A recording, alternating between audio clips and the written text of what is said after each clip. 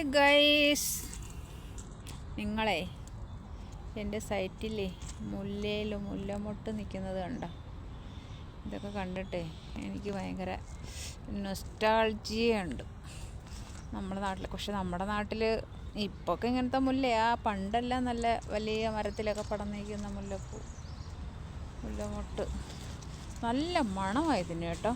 നമ്മുടെ നാട്ടിലൊന്നും ഇത്ര മണം ഉണ്ടാകത്തില്ല, അത്ര നല്ല മണമാണ്, സൂപ്പർ മണമാണ്.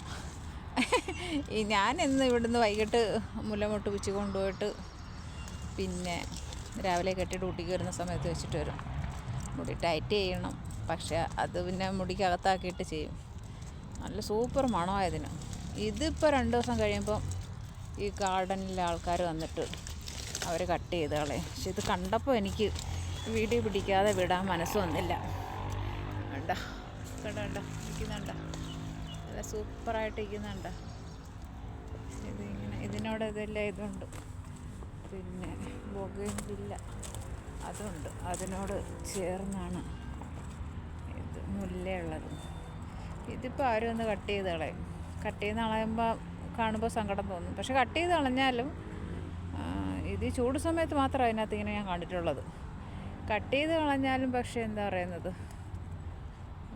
പിടിക്കും നിറയെ. വീണ്ടും 2 ദിവസം കഴിയുമ്പോൾ വീണ്ടും അതിങ്ങനെ വന്നിട്ട് നിറയെ മൊട്ട് വരും.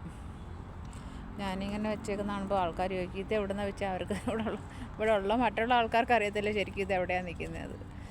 ഞാനിങ്ങനെ എൻ്റെ കയ്യിൽ ഞാൻ കുറേ മൊട്ട് വെച്ചിട്ടുണ്ട് കേട്ടോ. ഇതുകൊണ്ട് അവിടെ വെച്ചിട്ട് രാവിലെ ആകുമ്പം കെട്ടി തലയിൽ വെച്ചിട്ട് ഇത്രയല്ല കുറേ കൂടെ പിച്ചു ഇനി ഞാൻ. അപ്പോൾ എനിക്കിന്ന് വീഡിയോ പിടിക്കണമെന്ന് തോന്നിയുകൊണ്ട് വീഡിയോ പിടിച്ചതാണ്. Okay, by.